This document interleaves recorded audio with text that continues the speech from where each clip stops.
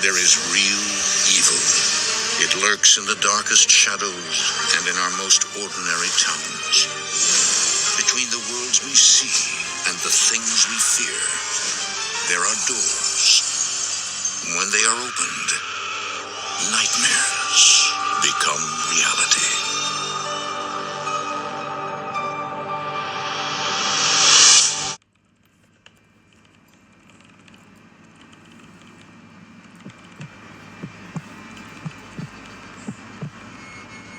My name is Cadence. I work the closing shift at a small dive bar in the quieter part of my town. The place is right off the highway, but the parking lot also has a back entrance that's available to the general town. It's nothing fancy, just a dimly lit spot where the regulars know each other by name, and the jukebox has been playing the same rotation of classic rock for years. Most of our customers are locals, truckers passing through, and the occasional lost tourist looking for a stiff drink. I like it though. The routine is predictable, the tips are surprisingly decent, and I've learned how to handle the usual bar crowd. The talkers, the flirters, the quiet drinkers, and the ones who just want to be left alone. Weekends are obviously a lot more hectic, but the thing about working during the week is that I'm expected to work my night shifts alone. I don't even get a bar back to pop in now and again. Yeah, it's obviously easier work and slower during the week, but I miss the company of my coworkers. I tend to be pretty vigilant during my shifts because we do get the occasional bar fight considering the kinds of crowds we attract. That's why I clocked the guy immediately. It was sometime after 1 a.m. on a Tuesday when he walked in. If I had to guess, I'd say he was in his late 40s, but he was extremely clean cut and well groomed. Not the kind of look you'd expect from a guy his age in an area like this. He was wearing a black turtleneck underneath a black trench coat. Definitely well dressed, but casual about it. I'm not sure how to explain it, but he had this aura of sophistication about him that makes you think of money. Real money. Not the loud look at me kind. He glanced around slowly before walking swiftly over to the bar and taking a seat. I also remember him having oddly good posture, but that's neither here nor there. When I walked over, he glanced at the bottles behind me and ordered something top shelf without hesitation. As I was pouring his drink, he asked me if I liked working here with a smile on his face. It was a normal enough question, so I answered him honestly.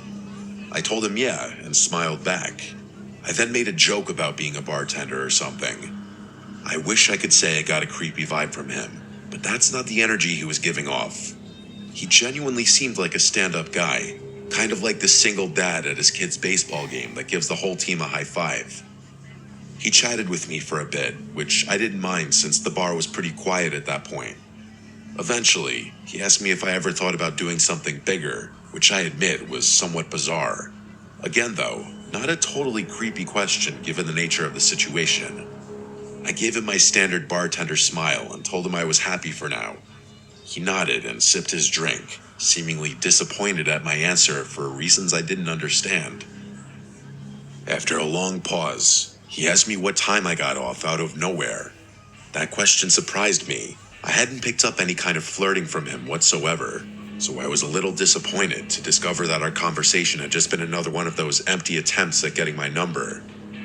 I smiled and gave him a vague answer, trying to brush him off in a friendly way without seeming uptight. Before he could answer, I busied myself and began wiping down the counter, but he didn't press. He just smiled like he already knew, then drained his drink and pulled out a crisp $100 bill, laying it gently on the bar like it was nothing. Then, without another word, he walked out into the night. I didn't really know what to make of the encounter. I know it sounds like nothing, but his demeanor was just so far off my radar that I was intrigued. Either way, I figured I was never going to see him again, and got on with my life. As it would turn out though, about a week later, he came back. Only this time, he wasn't alone. There was a woman with him. She drew my attention since I hadn't seen her before. She looked like she was in her mid-30s, and was dressed in a way that didn't quite match her age. Trendy, but off, like someone trying a little too hard to blend in with a younger crowd. I watched her closely as the two of them approached the bar. Everything about her seemed calculated, from the way she smiled too easily to the way she leaned against the bar like we were already friends. As I was setting down napkins in front of them, The very first thing she said to me wasn't a hello or a drink order, but a compliment. She put on this overly joyful smile and said, "You're so pretty." Her fingers brushed against my arm as she said it, lingering just a second longer than normal. I laughed and thanked her, but I could instantly tell that something was off about this woman. The man didn't speak, which I thought was also a little strange given that he had been so talkative last time. They ordered drinks and poured them, and that's when questions came flooding in. The woman asked me how long I'd been working here, along with how old I was and a bunch of other small talk questions like that. I answered in short, polite sentences, but I got the sense that this wasn't small talk. She was studying me. At one point, she looked over at the man, and it seemed like they were communicating despite not speaking. She looked back at me and told me that she ran an exclusive event club. She leaned in a bit as she said it, lowering her voice as if to prevent her being overheard by another patron. She told me that she's always looking for young, fun people for private parties, and that I'd make a killing, 10 grand for a weekend. I let out a small, forced laugh and told her it sounded too good to be true. She insisted that it was real and told me that a bunch of girls like me worked for them. Her smile never faltered at any moment, which was starting to creep me out. She steered the conversation back to the job, circling around the same words. Fun, safe, exclusive. Then, casually, she said, "You should step outside for a second. There's someone who can explain it better." My pulse kicked up. I wasn't playing around at that point. I didn't even bother pretending like I wasn't creeped out. "I'm good," I said in a firm voice. No smile on my face this time. Just then, a group of customers walked in, laughing and talking loudly. The woman's expression changed in an instant, her friendly mask slipping just slightly before she turned to the man beside her. Without another word, they left. I'd be lying if I said I wasn't unsettled after that. Those random people had just propositioned me for God knows what. I told my coworkers and my boss about the situation, and we all agreed to keep an eye out should those people return. My boss assured me that he was always a 15-minute drive away should I need him, and the bar's security cameras were typically enough to deter any misbehavior.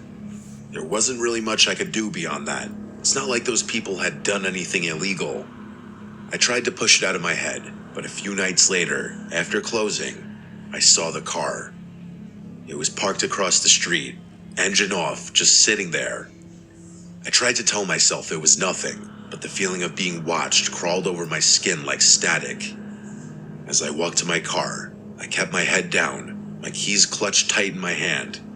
When I pulled out of the lot, I checked my mirrors.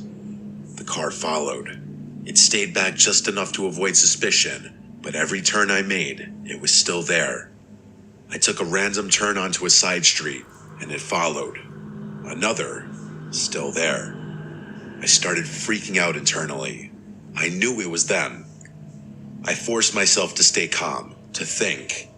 Then, without hesitating, I navigated and pulled into the parking lot of a police station, gripping the wheel so tightly my knuckles practically turned white.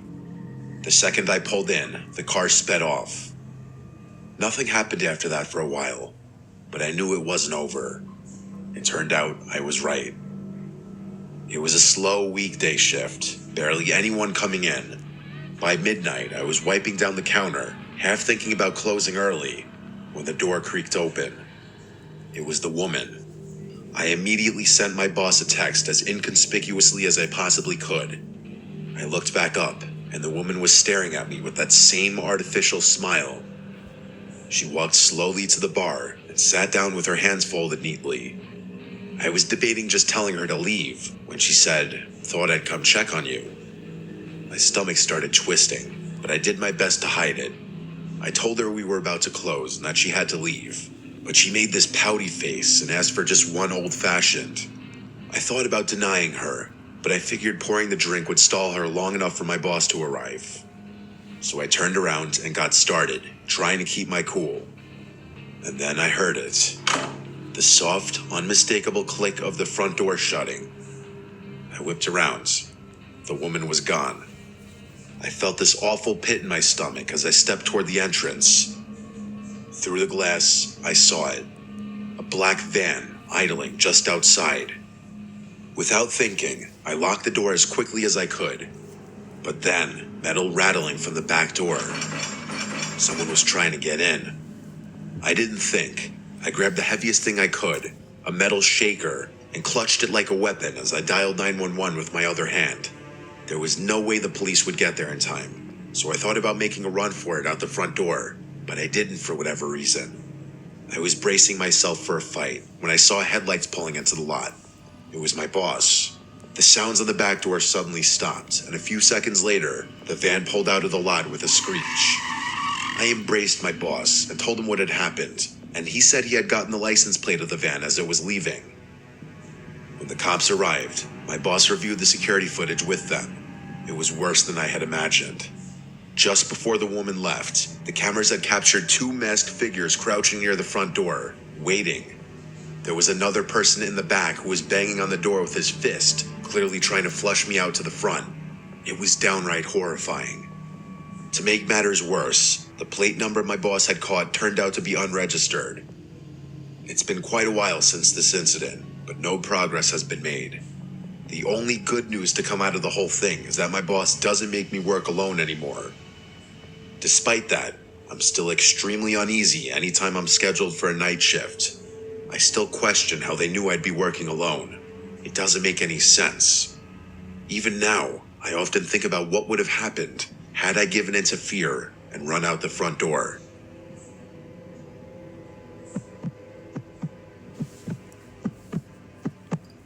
Night shift at a gas station / convenience store off a quiet stretch of highway. I say used to because after what happened to me a few months ago, I won't work a night shift again. It's a small station, the kind that barely gets any business once it gets late. Most of my shift was spent restocking shelves, wiping down counters, and occasionally ringing up a trucker or traveler passing through. I remember the whole thing vividly. It was just past 2:30 in the morning. By then, even the truckers had mostly dried up, and I was left with basically nothing to do. I scrolled mindlessly on my phone, trying to kill some time. At one point, I stepped outside for some air, rubbing my hands together against the cold. I exhaled a few times, watching my breath disappear in the cold. The parking lot was empty, just the pumps, the road, and the dark stretch of trees beyond. The neon sign flickered faintly, and I remember it being hazy out, like you could literally see the moisture in the air. Even with the highway not too far off, it was pretty silent out there. Right as I was about to walk back towards the store, I noticed something move out of the corner of my eye. I whipped my head around and realized there was a person standing behind one of the pumps. How had I not noticed him earlier? He was wearing a dark red hoodie with the hood up, and he had both hands shoved in his pockets. There wasn't a car in sight, so he obviously wasn't fueling up. The only thing was, he didn't seem to be heading towards the store either. He was just standing there, half turned toward the store like he was watching me. At first, I figured maybe he was waiting for someone, but something about the way he moved rubbed me the wrong way. He was kind of shuffling about in this circular pattern. I entered the store, but made sure to keep an eye on him through the glass. I kept track of him while pretending not to, hoping someone would drive up and pick him up or something. But after a few minutes, he started walking toward the door. Slow at first, then suddenly pushing inside like he'd made up his mind all at once. He walked up to the counter, but didn't say anything right away, just stared at me like he was sizing me up. Then, in a rushed, almost rehearsed way, he muttered that his car had broken down just before the pumps. He said he needed a jump or maybe just a little gas to get to the next town. I was literally shocked. He wasn't even trying to make his story believable. Like, I couldn't believe he actually expected me to buy his BS story. I offered to call a tow truck instead. No, he said, too quick, shaking his head. He just needed a flashlight, maybe some help checking under the hood. Something was definitely off, that much was true. The way he spoke, the way he watched my reaction, it felt like a test. To be fair though, people walking into gas stations at that hour are usually a little strange, and I started wondering whether he actually needed help and was just an odd person or on something. I asked him where his car was parked, and he told me it was just beyond the highway entrance. I was obviously skeptical, but then he pointed at the monitor behind me. I turned to look at the screen, and to my surprise, there actually was a car parked out there. I thought to myself, oh crap, maybe this guy really does need help. And that's when it hit me. I had literally just been outside, and I would have remembered a car parked out there. I glanced back at the monitor and saw the slightest movement near the car's back bumper. Someone was crouching just out of view. A cold wave of dread hit me. I forced a casual smile and agreed to help the guy, but not before telling him I needed to grab my phone from the back office. I turned slowly, not wanting to spook him. But the second I was out of his direct sight, I slammed my hand onto the emergency panic button under the counter. The alarm went off instantly, screeching through the store. I expected him to attack me, but what he did instead was even more unsettling. His nervous energy disappeared. No more fake urgency, no more shifting from foot to foot. He actually relaxed. His whole body language shifted, and then he smiled. Not a panic smile, not an embarrassed one either. A slow, knowing grin, like he had all the time in the world, like this was amusing to him. I was in shock. I didn't even have time to get physical with him. In one fluid motion, he turned and bolted. I ran to the monitors just in time to see both of them take off. Not toward the car, but into the woods behind the station.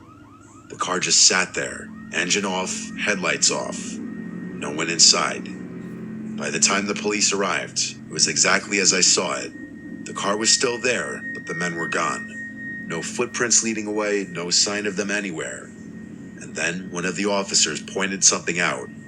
Something I hadn't noticed before. The front passenger door was open. There had been a third person inside the whole time. The police took my statement down, I turned over the surveillance footage, and that was that. A few days later, they followed up with me. They had the car towed and ran the plates.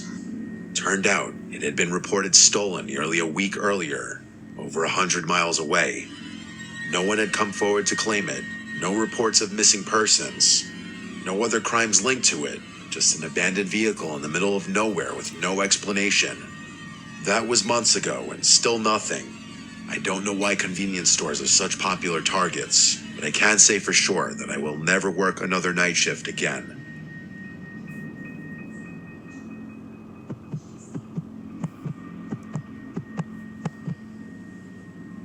This happened a couple weeks ago.